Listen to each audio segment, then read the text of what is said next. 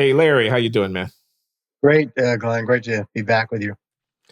It is good to have you back. This is Glenn Loury. This is the Glenn Show, formerly at bloggingheads.tv, now at glennlowry.substack.com, and at my YouTube channel, youtube.com/C/ Glenn Loury Show. Wherever you find your podcast, you can get the Glenn Show. You can subscribe.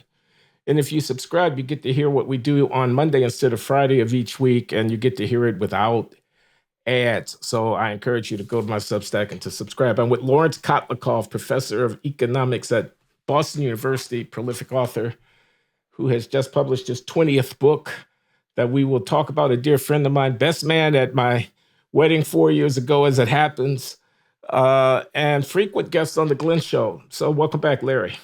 Thanks for having me again. I couldn't help but have you. My friend puts out a book, everybody. It's called Money Magic: An Economist's Secrets to More Money, Less Risk, and a Better Life. Larry is in the business of advising you, as he has been doing actually for some time. 20th book. Previous books include Getting What's Yours with Paul Solomon, in which he dissects the labyrinthine regulations and specifications of the Social Security system to make sure you know how to deal with that. And, Larry and I talk economics here often, so I'm glad to be able to help you promote the book, Larry. Thanks so much. Yeah, that book, Get What's Yours. Also, Phil Mueller, a very well-known financial columnist, was a co-author. And I beg your pardon. I didn't know it was three of you. Yeah, three of us. And we tried to make it funny, so it turned into a national bestseller. Can you imagine a book about 2,728 rules becomes a number one bestseller for 11 days, and then for the whole year was in the top 10?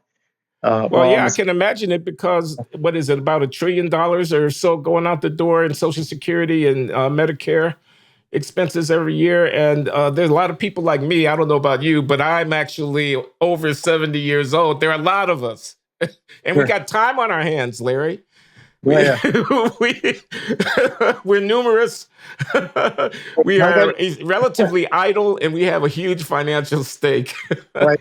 I recall I got you some free benefits, right? Some benefits you didn't know about. Larry saved me, I don't know how many tens of thousands of dollars, because I didn't realize after my late wife, Linda Loury, the great Linda Loury, economist from Tufts University, my wife of 28 years and dear friend for more than 30 years, mother of my children, Glenn and Nehemiah, Linda Loury, passed away. And I did not know that I could claim Social Security death benefits for her until I actually got old enough to start claiming them on my own account. Yeah, so, you took widow's benefits on her record once you reached full retirement age, and then you took your own benefit at a much higher number at 70. That's correct. And that was tens of thousands of dollars. And thank you very much, Larry. It's been put to good use, I assure you. I think you owe me at least lunch or breakfast, maybe. Okay, my friend, I got to ask you, this is an interesting book. It's funny. It's written with a light touch. It is engaging. It's the kind of thing that you expect from Larry Kotlikoff, author of, what did you call it? Jimmy Stewart is Dead? Is that the title you gave to that book about banking? In other words, you remember It's a Wonderful Life. You remember that movie, everybody, where Jimmy Stewart plays the friendly community banker? Well, forget about it. Forget about it. That guy's gone. The community bank is not all that friendly. Larry made all of that financial crisis shenanigan stuff come to life in a very beautiful way. So more power to you, Larry. Thank you. Yeah, I don't think anybody knew who Jimmy Stewart was or what that title was all about, but it was definitely The Wonderful Life, and the idea that you got it exactly, that we can't rely on Jimmy Stewart's to be running our banking system. We got to be relying on Anthony Mazzillos, who aren't necessarily trustworthy. As it certainly proved to be the case. Yeah. Anyway, Larry, I have to ask this question because, we academic economists are pretty prideful and pretty arrogant and some of us are even assholes. And we'll say he's wasting his time. It's pulp fiction. He's writing financial advice books for households about what to do with their mortgage. Whatever happened to economic science? Whatever happened to the serious exploration of the unsolved questions of the frontier of the discipline, blah, blah, blah, blah. Sure, it might sell well, but Freakonomics sold well too, and that didn't really advance the frontier of the discipline either. Larry, how would you defend yourself against the sneering, dismissive criticism of some of your peers, which I'm sure you've heard before? Well, I've done my homework. Personal finance is a big part of actually economic science, going back to the work of Irving Fisher in the 1920s. So we have a 100-year history of working on this topic as economists. There's been 11 Nobel Prizes awarded for the economics of finance, and I would say about 7 of those 11 have been about personal finance to a large extent. So the lessons of economics has not been conveyed to the public. So we have an obligation, I think, as economists, to do good, to help government figure out policies, and to help individuals figure out their own financial lives. And we haven't been, I think, delivering on that obligation. So when I went into economics as a grad student, I started out at the beginning of the book. I talk about in the preface about deciding whether or not to become a doctor or an economist, and I ran into a frog that I had to dissect, and he changed my mind.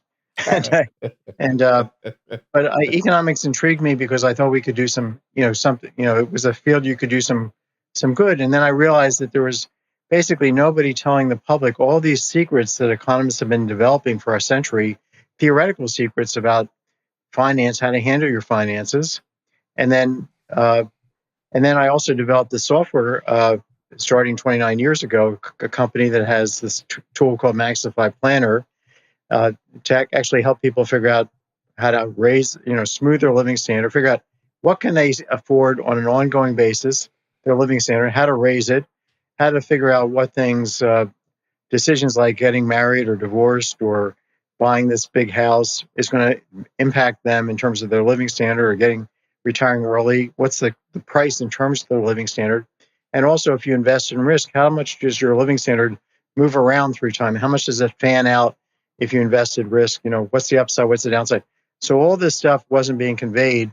Wall Street had its methodology, but it's very much at odds with what economics recommends people do. So I thought I had an obligation to develop the software because I was developing it for my research, this kind of stuff. And then I said, well, let me make a software tool for the public. And we've been at it for 29 years. And but then I realized that not everybody has an inclination to run software. So I should take what I learned from the software, what I've learned from people like Bob Merton and Zvi Bodie and other top finance guys, and what 100 years of research has told us, and put it all together in the book, and let people just learn from the book what economics recommends.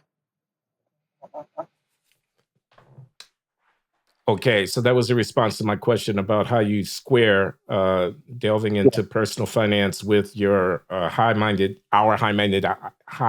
ambitions for being research economists. Yeah. And I'm translating you into there's a whole lot of knowledge in finance that's not available to the common man, but that's relevant to the management of the common man, woman's affairs. And you're going to translate this insight from the finance literature into practical advice for households. Do I get that right? Yeah, I mean, I'm just the basic idea, the basic idea that you have some lifetime resources, human wealth, net wealth, you have some negative resources, taxes, you have some off the tops required spending on maybe alimony or college tuition, paying off your mortgage, obviously. So what's left is what you get to spend. And then the key thing is spending it in a way that you don't run out. That's what we're trying to do.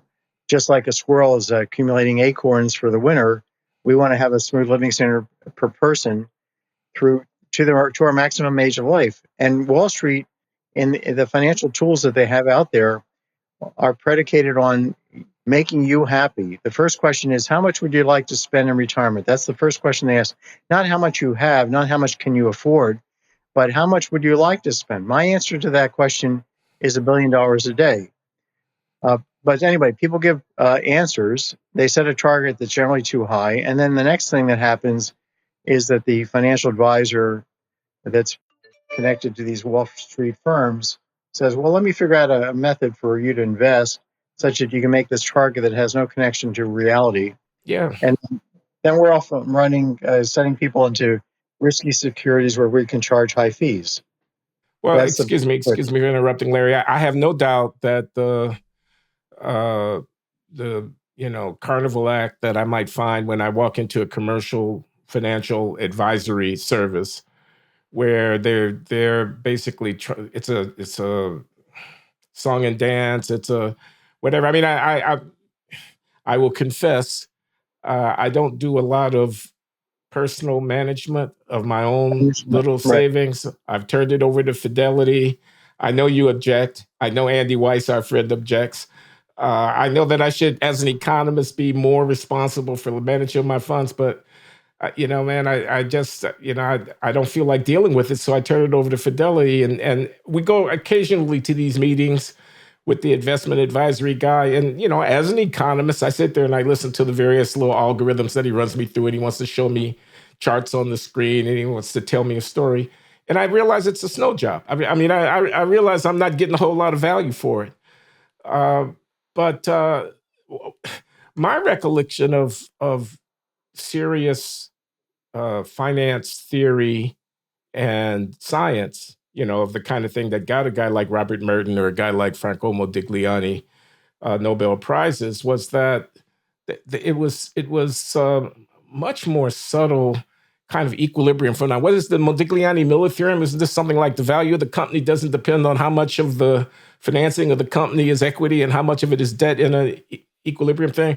Or Merton's stuff about pricing options and these very clever dynamic programming arguments that he would develop, or even Schiller. It's much more of a, as I understand him, focused on measurement, but there was a systemic element to it where I'm interested in individuals interacting with each other in markets and how the arbitrage principles and how the information insights and whatnot affect the outcome of the interactions in markets. Whereas you're talking about, as I understand you, correct me if I'm wrong, merely solving a dynamic programming problem for an individual household. I'm not saying the computational exercise is not challenging. I'm saying the conceptual problems there are trivial is the word that these snooty theorists would use when they would sneer down at what you're doing. But I mean, is there any deep conceptual issue here, or is it all pretty much common sense? No. There's deep work in finance that Merton. I mean, think about Merton and Samuelson's separate independent papers in '69. You may not be familiar with those, where they showed that I'm not. if you take standard what we call isoelastic utility function, standard preferences, that people should hold the same, and if everything were fungible, all their resources were fungible, they would want to have the same risk profile in terms of their total risk allocation of their total resources through time. So if you think about being able to swap all your future human wealth, all your future earnings into ready cash, all your future Social Security benefits into ready cash, so you had everything in just wealth right in your hands, how would you allocate that right now if you're 30? Well, maybe it's 30% stocks and 70% bonds. Just assume they're just two assets to keep it simple. Well, so what they both showed in separate papers in top journals, I think, the very top 5 journals, was that you'd want to keep that ratio fixed through time. As you age, you always want to have 30-70. And then when you take that principle and you say, okay, we don't actually have fungibility, so we can't, so we have to think about trying to get as close as possible to that ideal. And this is what Merton and Zvi Bodie and Bill Samuelson, Paul's son, wrote in a very famous paper. As you go through life, you want to try and arrange things so that you're always like 30-70 stocks to bonds. But you got to realize that your labor income may be more like a bond than a stock. If so, you already have a lot of bonds. And as you get into retirement, now you've got Social Security, which is a bond. And so one of the propositions is that if you're super rich, you want to hold bonds, not stocks, because you don't have a lot of Social Security. If let's say you're retired, As a proportion of your overall income. So I try to convey these lessons from that study. Now, here's another theoretical insight, which is just that stocks are a random walk. and that stocks are not safe in the long run because they are a random walk. Now, the financial markets or the financial industry is telling people that stocks are safe in the long run, but everything in finance says they're not. And everything we see from option theory and option pricing, if you want to try and buy insurance against stocks beating investing in tips and inflation index bonds uh, uh, out any date, the further out you go, the more expensive it is. That's from option pricing, and so there is a deep connection between real theory and what we can tell people that stocks are not safer, that they are risky, that we need to understand right now today that on a risk adjusted basis, the stock market is on a risk adjusted basis is paying you negative 11 basis points. That's what in 30-year tips, if you invest 30-year tips right now today, it's negative 11 basis points. What's the tips? I'm sorry. Treasury inflation protected securities. So that, if we're thinking about, should I, for example, keep my money in stocks versus taking the money out and paying off my 4 percentage point mortgage. That's what mortgages are right now yielding, charging 4%. That's the current mortgage rate. If I can earn on a risk adjusted basis negative 11 basis points, whereas if I pay off on the mortgage, I can earn 4 percentage points. There's a huge argument. Explain to everybody, including me, how it is that my investment in stocks is earning, what is this risk adjustment, is earning a negative return if you adjust for risk. Explain that, because it doesn't feel like a negative return to me. Well, on average, stocks are doing, do quite well over, they do well on average, but they have got a huge standard deviation.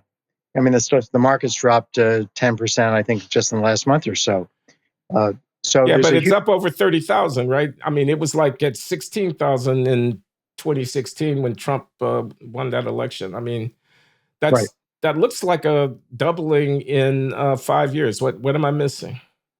Well, there have been periods where it's gone up. It also fell 86% from 29 to 33. It fell 50% from 2000 to 2002. In 2008, it fell 53% between 2008 and middle of 2009. So, yes, it goes up. Yes, it goes down.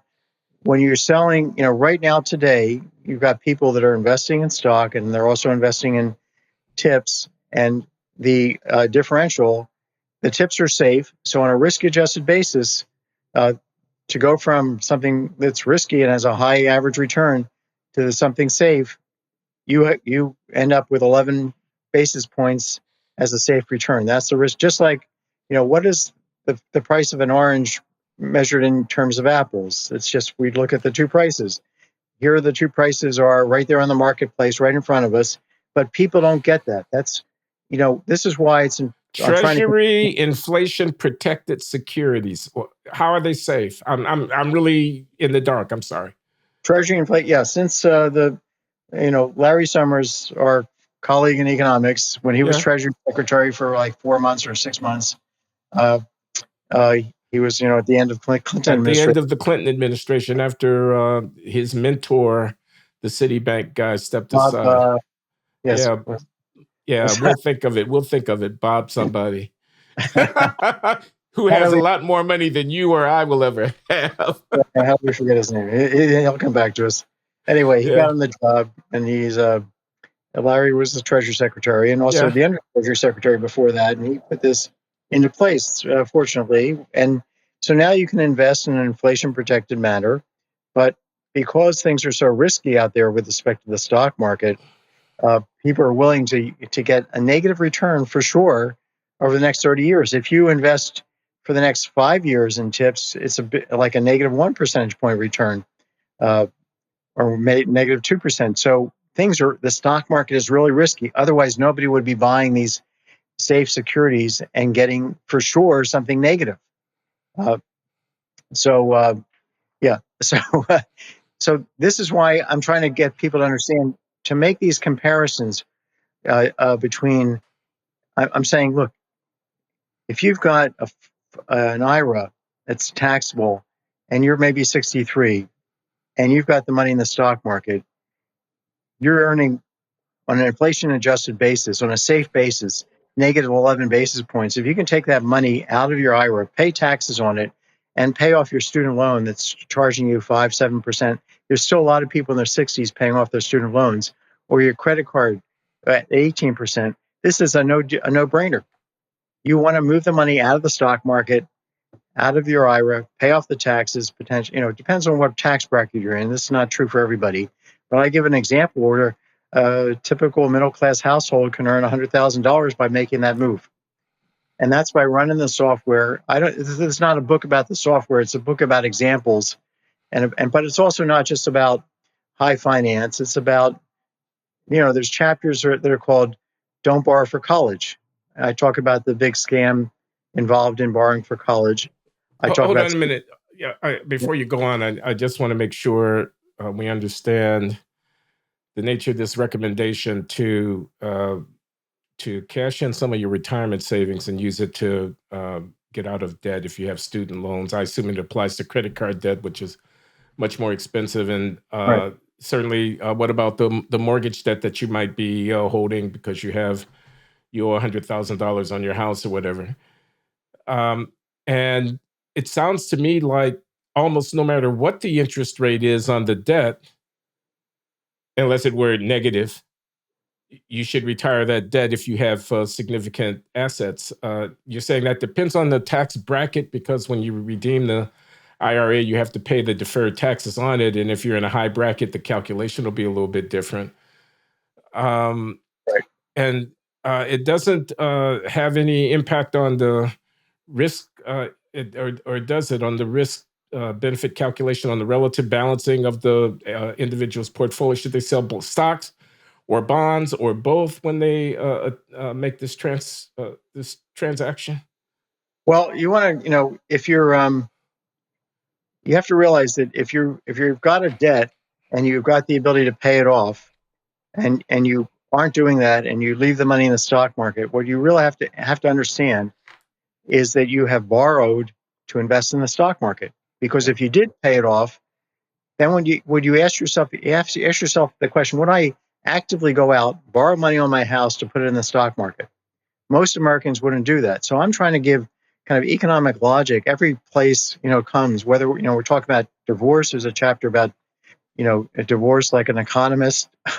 There's a chapter called My Daughter the Plumber, which is trying to look at careers and the fact that doctors make a lot of doctors make less than plumbers over the lifetime.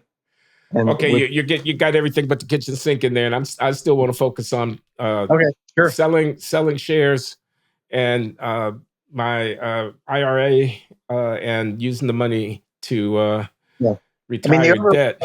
It's a real insight. It's a real insight to observe to somebody holding debt and holding these assets for your retirement at the same time is the equivalent of borrowing money in order to invest in the stock market, because you could always retire the debt with the money that you have in the stock market. So in effect, you're holding debt so that you can have more money in the stock market. That is, you're borrowing to invest in the stock market. It's a very easy tautology, but it does actually change the way that a person might feel about how to handle their money. So I think that's and the Fidelity an broker, insight. the Fidelity guy who wants to have you stay in the stock market so he can charge fees, is not going to tell you this. Okay, this is the advantage of having an economist who's not got some product to sell you, giving this information across.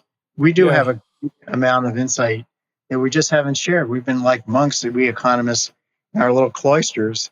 We have all this knowledge about finance, about personal finance, and we haven't been sharing it.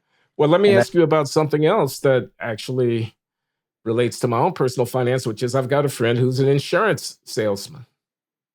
Mm-hmm. He's an insurance agent. He wants me to buy life insurance. He wants me, and then I haven't bought anything yet. And he shows me all these complicated plans about the life insurance and whole life insurance, and you can redeem it, and you get 80% and 20, and all this kind of stuff. And I'm thinking to myself, I should not use life insurance as an investment vehicle. This is what I'm thinking to myself. I shouldn't use it as a way of what should be the protocol that determines whether or not a guy like me who gets a term insurance coverage that comes as a benefit with my job, I have to pay for it, but it's pretty standardized and pretty cheap. I can always self-insure by holding money in, the bank that for my wife if I should expire, my children or whatever. What are you saying? I know you must be saying something. I confess I haven't read every chapter of the book, Larry. I'm sorry, but Life insurance, we yeah, buy car insurance to insure our car. If we total our car, we buy health insurance against our health.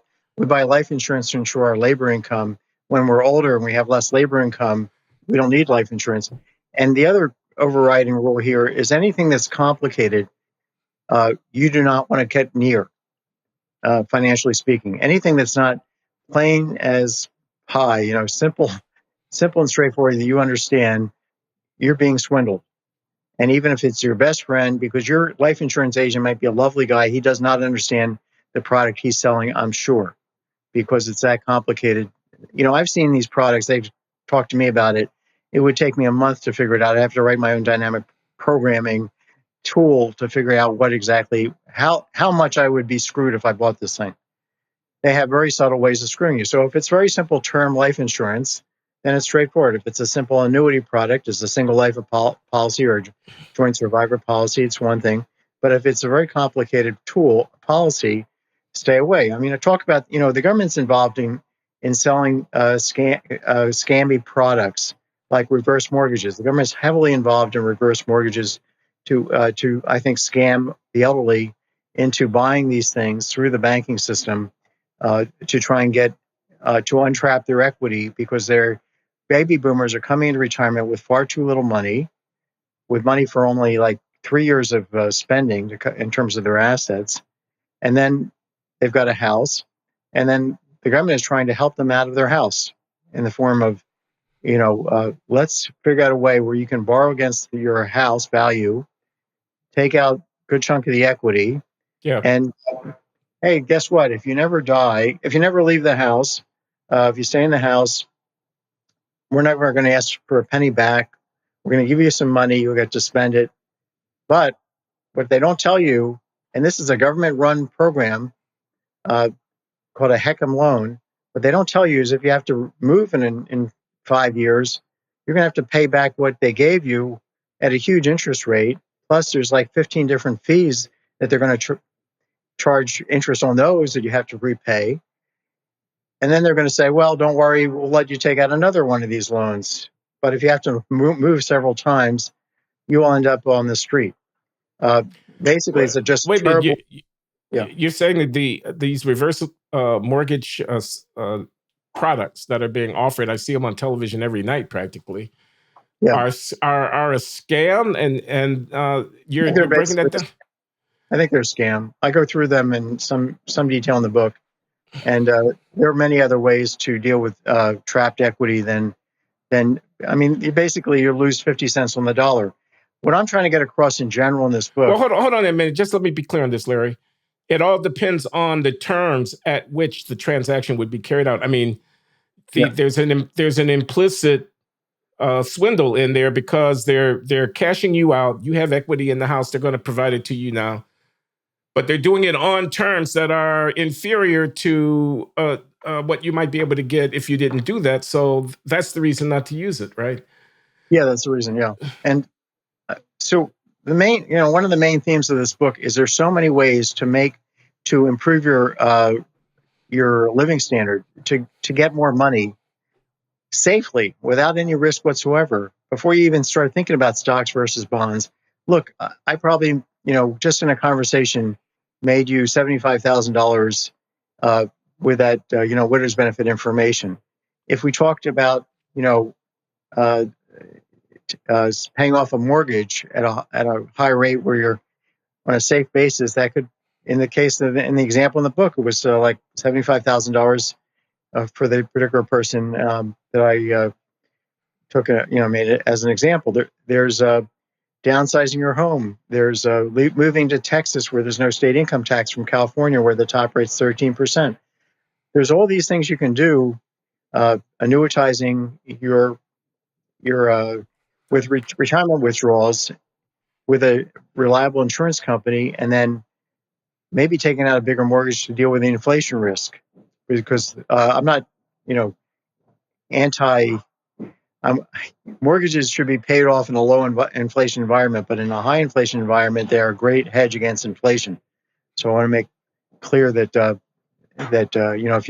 if you took out money on a mortgage and used it to buy an annuity, you'd have in effect an inflation indexed annuity, because if inflation takes off, you lose money on the annuity, but you gain money on the mortgage because you pay back the mortgage in watered down dollars. So lots of things. I'm talking about a whole range of ways to safely raise your it's the title is An Economist's Secrets. The subtitle: An Economist's Secrets to More Money, Less Risk, and a Better Life. And better life is really making lifestyle decisions that you price out based on how much it's going to impact your living standards. So if I'm thinking about divorcing Sam here, who I hate to the tune of 20% of my living standard, meaning that if I could leave Sam and it wouldn't cost me more than 20% of my living standard, if it only cost me 10%, I'm out the door. But if it's going to cost me 30%, I'm going to stick it out with Sam. He's not worth giving up 30% of my living standard for the rest of my life. That's the way we have to think, very hard-nosed and cold. We economists are just, are hard-nosed people. No, I get it. I'm contemplating divorce. The question is, what's it going to cost me? And then the question is, what am I willing to pay to be divorced? And if it costs me more than I'm willing to pay, I should stick it out. And you're asking a person to think like an economist and to do that calculation rather than to just act on emotion and then realize after the fact that they paid way more than they were willing to pay to be out of a relationship. And I don't have a problem with that. I suppose there are people who would, that you've crassly reduced to numbers, something that should be a matter of, morals or something like that. Divorce is not something that we should just trade over the counter. There's something sacred or something like that. But I'm not that guy. I'm your economist colleague. So you're advising me against purchasing whole life insurance under any circumstances. Unless you run it by me first, the policy. But I'm sure it's going to be far too. Yeah, I'm sure it's going to be worth it. It's got all these gimmicks in there about how it'll be worth this much when you die, or if you decide that you want to cash it in, you can get this percentage. Then they've got different columns where there are different packages of you get 80% or 60% or 30%. And for the life of me, I couldn't figure out what the implicit cost of the insurance was. Think about, they have student loans. Talk about government scams. The federal government is making basically all the loans to students at a high interest rate. You can't refinance at a lower rate. You can't get out from under these loans by going bankrupt. You can't discharge them in bankruptcy. They will come after you if you're 99 and you haven't paid your student loans, and there are people 99 haven't paid them off. They will take it out of your Social Security check every month. This is Uncle Sam at his nastiest. And then they have these repayment schemes. Some are income related. They're so complicated. You, again, would need a supercomputer to figure out what's best. So I talk about what to avoid when it comes, first of all, I have a chapter called Don't Borrow for College. I talk about the ways in which you can get a terrific college degree on the cheap from a place like Stanford, just using online courses. Think about if you want to get a job with IBM, and you don't want to, and you cannot afford Stanford, Harvard, Yale, whatever, Oberlin College, where my sons went, where it's very expensive. Well, take 20 online courses from those places on the cheap, get a certificate, get a grade for the online course, and then go to your community college for $6,000 a year, or say $10,000. Get a job at McDonald's to pay that. Don't borrow. And then when it comes to graduating and applying for the quantum computing job at IBM, send them the 20 certificates of these courses and see how well you do against the Williams College graduate who is majored in English and is applying for the same job. They are going to hire you, not that college graduate who's walking out the door with a major in English, wanted to do English, borrowed $300,000, he and his parents, and cannot afford to do English, be an English professor or an English teacher in high school, because he's got $300,000 in debt. People are borrowing. I don't know whether the employer is going to read the stapled together certificates in the same way that he'd read a Stanford degree? That's an empirical question, right? Well, Whether employers will value I mean, objectively they should do so, but the Stanford reputation and all of that. but it's But a certificate from Stanford. I mean, yeah, it's an online course being given at Stanford. I would think they would, and it's a grade, and it's $700 for the course, yeah. and it's out there. Okay, this is a way. This you want to go to college to a Well, top I school. mean, somehow I'm doubting that arbitrage opportunity is quite as simple because Stanford has chosen through its massive online course program to make these courses available. If indeed they thought that you could arbitrage them in the way that that you described by taking those courses online and then presenting certificates, they'd be undercutting their own market, wouldn't they? Well, I think what Stanford's doing is partly arranging marriages. People from a certain, class of, the rich parents sending their kids to Stanford so they can meet other kids from other rich parents and uh, and preserve their wealth and whatever. That's part of what's going on here. Well, let me. I mean, you put it in humorous terms. There are many social connections to be acquired by attending selective and elite schools. Some of them have to do with romance and marital relations. Some of them have to do with business partnerships or fraternities that you might join, which Right, benefits you then down the stream. And part of what you gain when you show up at one of these exclusive $60,000 a year outfits is the ability to mingle with other people similarly selected and to form bonds with them that may benefit you later in life. That can be true, and it might be not inefficient, Larry. It might be that we need to have some kind of matching service because the associations between people are productive in and of themselves. They have to be able to find each other somehow. right. No, absolutely. Yeah, there's lots of reasons people go to these elite schools that have nothing to do with real education. And also, there's the evidence is that if you go to an elite school, that Harvard collects hardworking kids and kids that are talented. It doesn't really make them hardworking or make them talented. And there's been studies by economists that show that the value added of going to Harvard versus Wake Forest, conditional on kids' performance in high school. There's no value, no clear value added. It's just the connections, and the connections are only going to last you so long. You're going to wear your Harvard, as I describe in the book. You can take your Harvard sweater, it says Harvard all over it. I went to Harvard. You taught Harvard. You went to MIT. So nothing against Harvard per se. Okay, but you can wear your Harvard sweater maybe to your first job or two, but then you'll become a laughing stock if you're wearing this in the summer, the Harvard sweater, and it's not going to take you through your career. Well, I know lots of kids who went to Harvard and didn't end up great successes. I know kids in my grad school didn't get through grad school Let me ask you a different kind of question. So we're both professor because of they economics. didn't know how to work. They didn't have the ability, the discipline to work. That's the real thing that matters in life in terms of making a success of yourself is Well, hard work.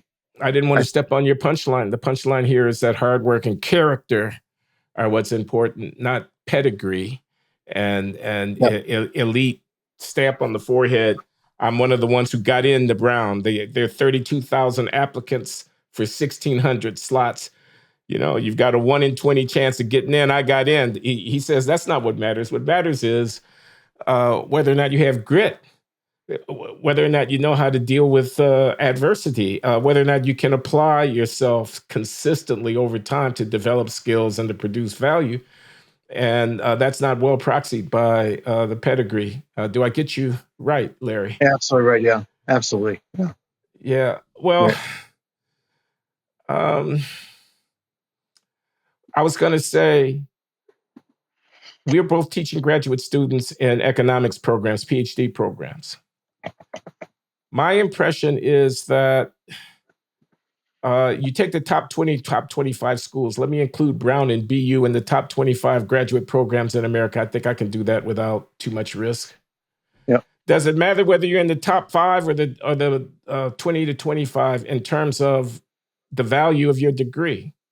Not just in the marketplace, but also the objective signal about quality that degree confers. Here I've got somebody coming out near the top of their class from MIT or Stanford or Brown. Here I've got somebody coming out near the top of their class from the University of Vermont. Do I care? I'm trying to apply your maxim now to a different venue, not four-year undergraduate colleges, but the training of professionals to, in this case, do research in economics. I think there might be some signaling that this person had to compete against other people, that he was more assiduous, more creative at different levels through high school, that got into better college, did better in college, did well in grad school. And so, there are people that have, that ability to be creative and diligent, but whether that person became more creative because he had these particular professors at the University of Chicago versus what he would have had at Michigan State University, I don't believe it. I think people's creativity is somehow, we don't know, God-given, if you like, and their discipline is probably based on what they, experience through life, their parental influence. I don't know. What do you think? I don't have an answer for this. No, I think it's a difficult problem. I think measuring, I was just going on to talk about citation indices and how you measure the productivity and the influence of a scholar and who's a good economist and who's not. And I wouldn't just say someone has tenure at Harvard, they must be better than someone who has tenure at the University of Illinois because Harvard is a more distinguished department. On the other hand, if I went and saw Andre Schleifer had 200,000 citations over a 25-year career, and another person had 2,500 citations over the same period, or if I saw that the articles that were published were in the most highly sought after journals in the profession, Econometrica, American Economic Review, et cetera, whereas the other person's articles were published in less prestigious journals, measuring the prestige of a journal, again, in terms of reference to how influential are the articles published there, et cetera. I don't want to take the nihilistic position that there's no way of making discriminations amongst these people, but I grant that any mechanism used to make those discriminations is likely to be subject to criticism, is going to have a subjective element to it, or whatever. But I would be against the position that let's scrap meritocracy because it's all a shell game and pretty much everybody is operating on the same plane. I think there are gradations that can be discerned. So, for example, I know when I'm sitting in a seminar and somebody is giving a lecture that I'm listening to somebody who's really, really sharp based on the way they respond to questions, based on the seeming quality of their mind, the depth of the subtlety of their insight, the quickness with which they're able to grapple with complex matters, the clarity of their vision, the erudition that they bring to the enterprise because they're aware of all these literatures and they can combine it. I know when I'm in the presence of greatness, it's not evenly distributed across the world or across the institutions or whatever. A lot of that greatness came from hard work. A lot of it came from luck. A lot of it came from just luck of genes, or luck of, I don't know what it was, that just some. Albert Einstein went to, I think, the University of Basel. Well, I think he thought his professors were idiots. He did basically all his work on his own. Now, clearly, he was a genius and transformed the world in a zillion ways. We got nuclear energy because of him. But did he need to borrow so much money that he couldn't become a physicist? That would have been a terrible thing. If he. Okay, so let's move out of the realm of the esoteric academic stuff. What do you think about the forgiving of student loans legislation that would have the federal government? Because you were very critical of the student loan program, saddling students even into their 80s and 90s with debt that's a bad deal. What do you think about the proposal to retire those debts at the general taxpayer's expense through a massive program of the forgiving of student loans, which is very popular on the left? Bernie Sanders likes that. Yeah. Okay. I will. I'll answer that. let me just say, Bob Rubin was the, Yeah, that's the guy, Bob Rubin, indeed. yeah. So just to be clear, the, I think the government should lend money to students at the same rate that it's borrowing money long term. So the long term Treasury bond rate is around 2 percentage points right now. So excuse me, you're not answering the question, but I'm asking. There's a specific proposal.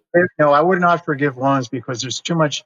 That would lead to too much inequality. Because somebody just paid off their loan, somebody has been maintaining their loan. It would just be crazy unequal treatment. But I think going forward, we should let people borrow at the government borrowing rate, long-term borrowing rate. We should let people default who go bankrupt on the loan just be treated like any other loan that you take out in bankruptcy. We should let people refinance their existing student loans at the government long-term bond rate.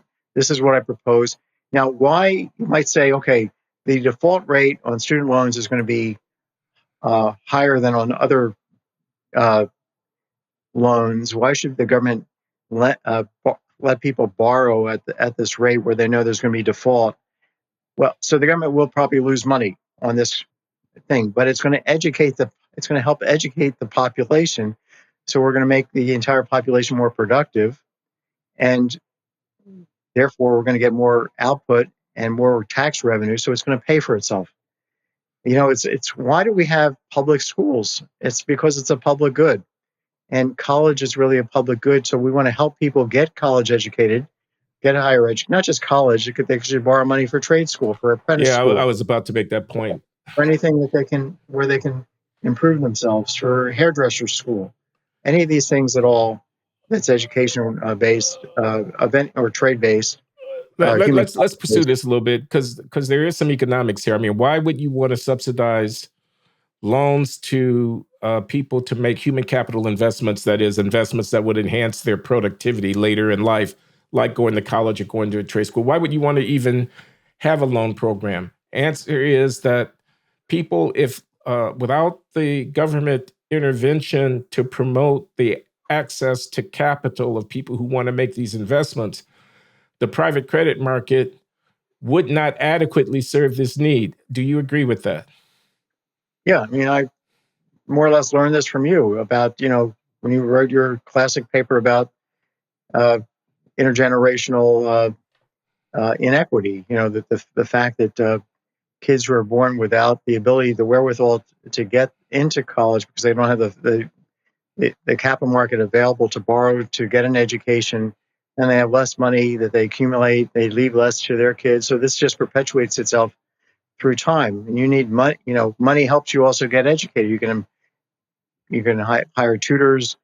You can go to special camps in the summer where you learn things, math camps. So Larry is making reference, everybody, in case you're interested, to my PhD dissertation in 1976 and to the classic article from that dissertation that was published in Econometrica in 1981. The main point of which is the following, I can say very quickly. If investments in the earnings potential of young people is constrained by their parents' income, rich kids and poor kids are not on an even playing field. The poor kids' parents don't have enough money to underwrite the cost of increasing their productivity by sending them to college or whatever. The rich kids' parents do. Now, if you assume rich and poor kids are pretty much a random draw on the distribution of ability, that's not the rich kids are not smarter than the poor kids, then you really like for the rich kids' parents to be able to invest a little bit in the poor kids' education. But we don't have a good way of doing that. Financial intermediation in that regard doesn't work because of various kinds of moral hazard and adverse selection problems that we could go into. Therefore, the government could step in. Although, because of the default rate, this was the thing that got me to thinking about this. The default rate on student loans is higher. Why should that be? Is the investment riskier? They're taking on a loan in order to finance acquiring a college education, and then they'll be able to pay off the loan if they earn enough. But some of them might not earn enough. Is that the point? They might be unemployed, or they might otherwise find hardships that prevent them from being able to realize the potential of that investment. So it's a bad investment and it fails and they default on the loan. And that's a higher rate of happening for student loans than it is for other kind of loans. How can you account for that? Well, I think we just look at some of your other writings about discrimination in the market, and how this becomes ingrained, and how people's perceptions can lead to an equilibrium where they're not, they're being discounted before they even have a chance to prove themselves. Do you mean And minorities or women or parties, parties. And so I think if we just put all your work together, you have the answer. I was so impressed by that paper you wrote. I don't think I ever met you before I hired you. Do you think we met before I hired you from He loves BU? saying that. He hired me. The Department of Economics at Boston University in 1991 appointed me. Larry was chairman of the department. There was a guy called John Silber who was the president of the university. He probably goes around telling people, of course he doesn't because he's dead now. May he rest in peace. Probably used to go around telling people that he hired me. Actually, you don't have a boss in the university, everybody. But yeah, Larry was the chairman, and it was his idea that I come across the river from Harvard I told Silver to hire you, so I think I'm going to take credit. Okay. He didn't know it might even be available. I was the one who picked up the phone and called you. We put together a letter. I took it to Silver. He said yes. Well, I'm very glad that happened because those were 14 very good years at Boston University. But you were saying that my papers were great when I interrupted. And I don't think it's due to your professors at MIT. I think, or Northwestern, where you went to college, right? I don't think that somehow you have some fantastic talent, you have some discipline, you have something that didn't require you going to those schools. You would have excelled no matter what. And thank God you got into academia, because you are fantastic as an academic. Thank you. I appreciate it. I will tell this much of a story. I was at Northwestern, and we were out there in the Midwest, and there was something of an inferiority complex in those years of places like Northwestern and Minnesota and Carnegie Mellon and whatnot, the kind of Midwest relative to the Princetons and Yales and Harvards of the world, who were or at least thought themselves on a different plane. And I remember showing up. I was an undergraduate at Northwestern 72 to 76. And then I went back as an assistant professor 70 to 72. And then I went back as an assistant professor in 76 after finishing my degree at MIT. And I was all full of MIT bluster and Paul Samuelson stuff and Bob Solo stuff and whatnot. And these guys were like Leonid Hurwitz. You remember Leonid Hurwitz?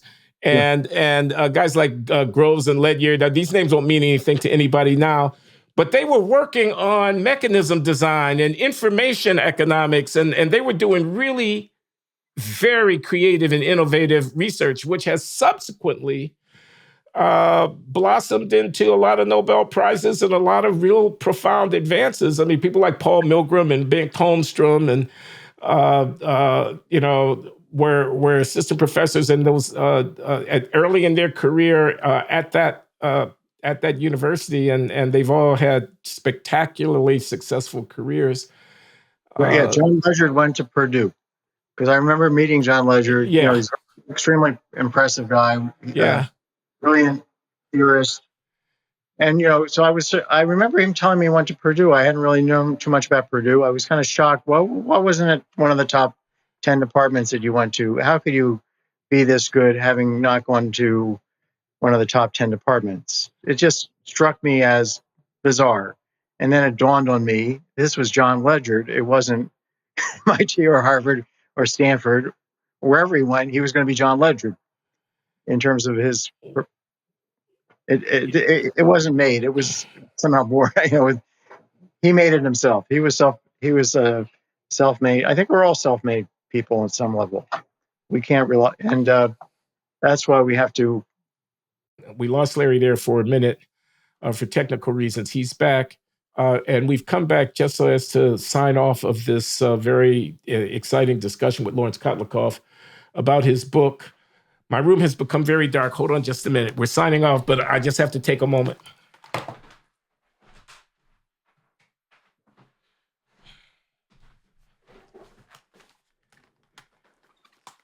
We've been talking about Larry's book, Money Magic, in which he takes all this great wisdom from a 40-year career as a research economist in finance and he applies it to the problem of managing our personal finances with great insight and creativity. So everybody should buy his book. Larry is my friend. I'm glad to be able to talk with him, but we're going to call the conversation to a close. Not having dealt with the issue of inflation, Larry, maybe we should make that something that we talk about the next time we talk. It's a very interesting topic for sure. Yeah.